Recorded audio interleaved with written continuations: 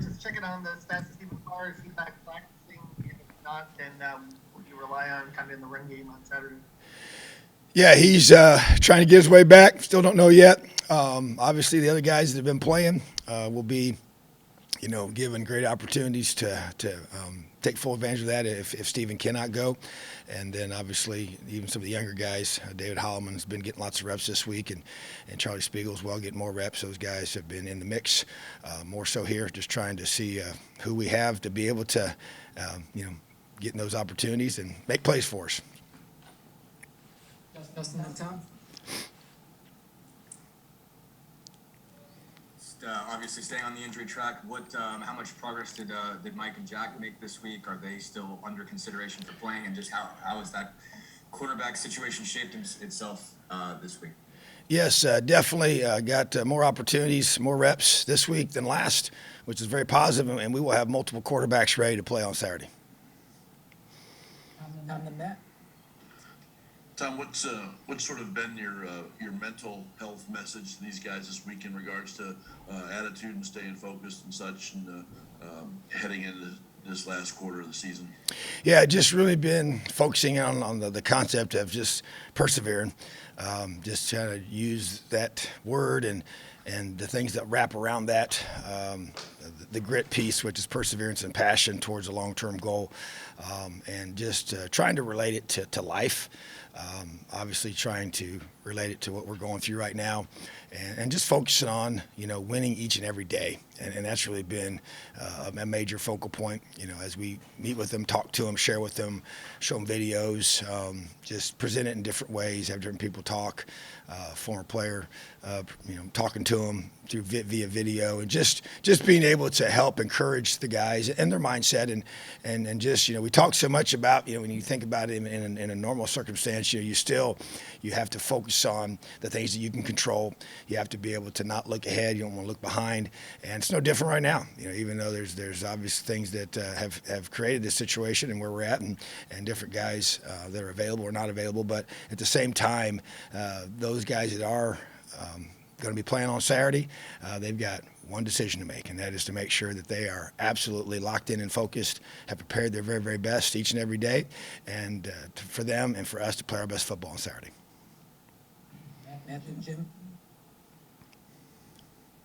Hey, Coach, how you doing? I'm good, buddy. How are you?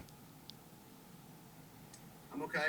I have a question for you about recruiting. I know you want to base your recruiting in your program on recruiting high school guys, but you've shown that you'll go get older guys from the portal or even JUCO ranks. As you've gotten deep into this season, what positions stand out to you as ones where you think you need to go get older guys, either from the portal or from the JUCO ranks, to kind of shore up some, depth issues or weaknesses, for next year? Yeah, I just think there's no question that it's become a part of the new culture of college football and roster management techniques that you use as a staff to be able to manage that roster and have the proper sequencing of ages on your team. A certain number of freshmen, sophomores, juniors, seniors, accordingly, to have good balance to where you don't lose a large amount in one group. So I would say the focus in that area is going to be on the defensive line, potentially in the secondary at safety, wide receiver.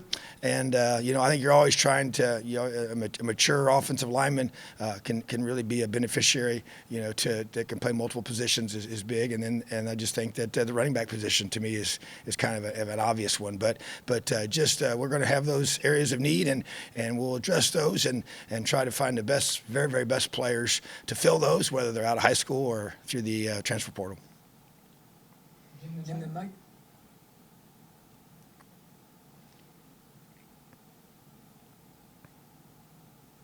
Did I unmute it or not?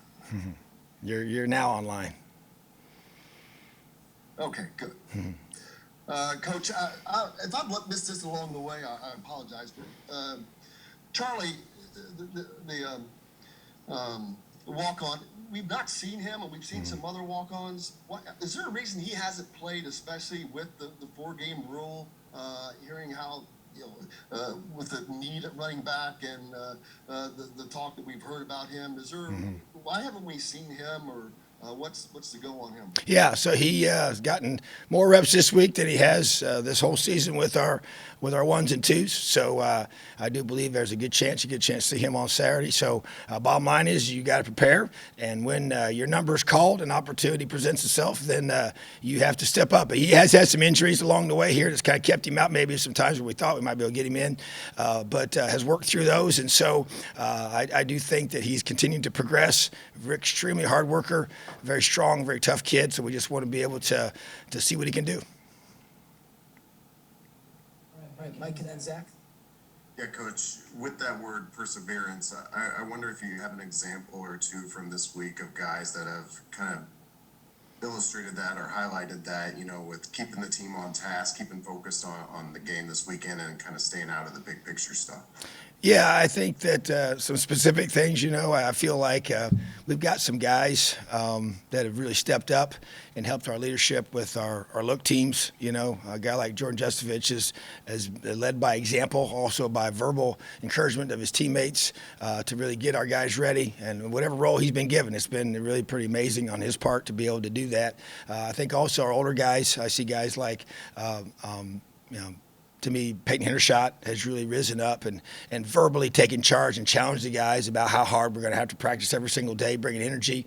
I feel like that's been big for him, and I think it's very, very important that he, on the offensive side of the football, brings that focus and energy and toughness and grit to practice, but just verbally challenging guys. Same with Micah McFadden on defense, and just making sure that our guys are practicing hard, are going to finish and play hard no matter what. And that's the hard part. It's the no matter what part, when there's circumstances that they're obviously there, and when the bowl game is not in the picture now, those are tough things for their guys to be able to sometimes accept. But then you have to have those kind of leaders step up, and it's how they practice every single day. Because I can sit here and talk about it, I can show different things, talk about different things, but how do they embrace that? And I feel like on both sides of the football, our captains have stepped up and been strong with that. I think just even getting some of our guys back to practice that we talked about has been a huge lift for that area as well. And then just some of these younger guys stepping up. You think about the two, walk-on running backs that, Chris and Davion, that have just already played a lot of snaps due to other circumstances. And just to be able to see guys like that have come here and earned an opportunity. Matter of fact, even this week, Chase Wyatt, his one word is persevere.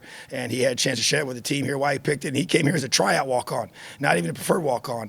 And came in probably the furthest route to get here. And now plays a critical role for us and does a great job leading and being a part of this team. And so there's just so many different guys that I think have lived that out, and it's being tested to the fullest without question by what we're going through right now. But hey, that's what life's about, is having grit, having toughness, and learn to persevere. All right, Zach, and then we'll close with Dustin. Tom, just to kind of follow up on Charlie Spigel, he's a local guy, obviously, for the Star.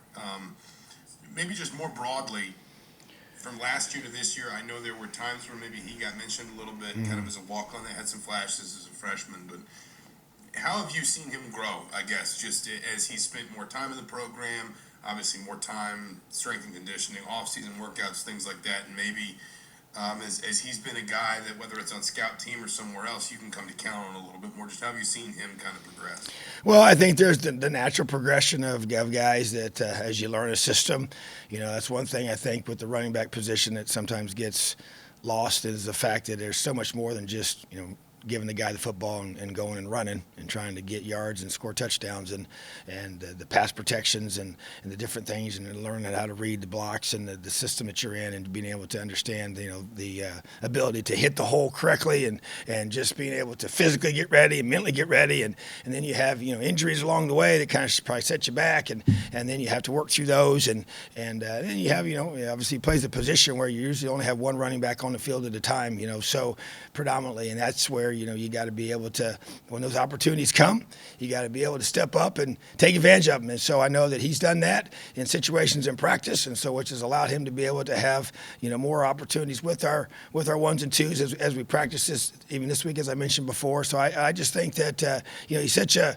he's a really quiet guy. We tease him a lot. He doesn't say much, hardly at all, rarely speaks, but just works, and is a really, really tough guy in the weight room in terms of the way he approaches it. His mental intensity is great in there. He's just a very, very no nonsense.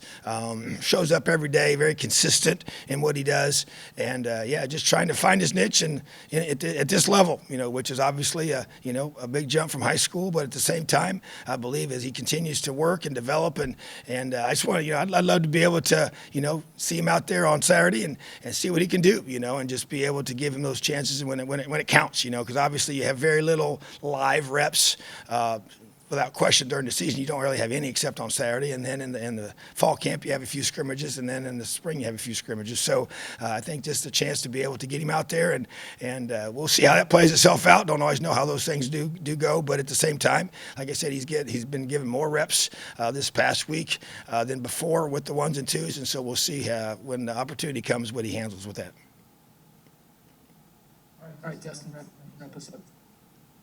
Tom, I wanted to see if I get you to be a little bit more specific on the quarterback situation. Is Mike or Jack further along? Do you expect both of them to be available Saturday? What's kind of the difference between the two of them at this point?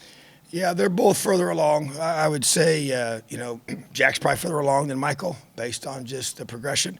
But bottom line is that we're going to have multiple guys ready to go on Saturday, and then we'll see how it plays itself out. All right, thanks, Tom. Awesome. Have a great day, Leo.